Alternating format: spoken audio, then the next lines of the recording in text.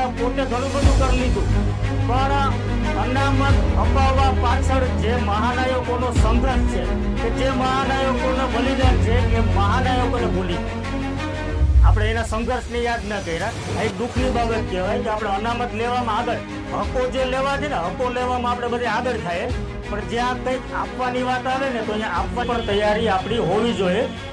એવું નથી. વિચારવા, સમજવા અને એનો અમલ કરવા માટે આપણે આગળ વધવું પડશે.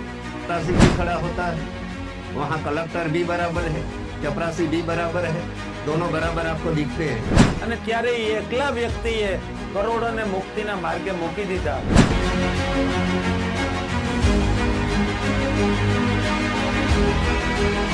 ભારત એક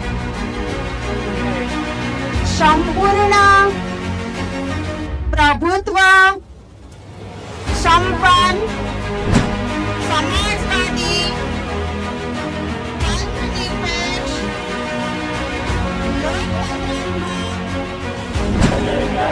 सच्चा भाईचारा स्थापित करेंगे। हम सांस्कृतिक चेतना जगाकर अपनी मूल निवासी अस्मिता को मजबूत करेंगे। हम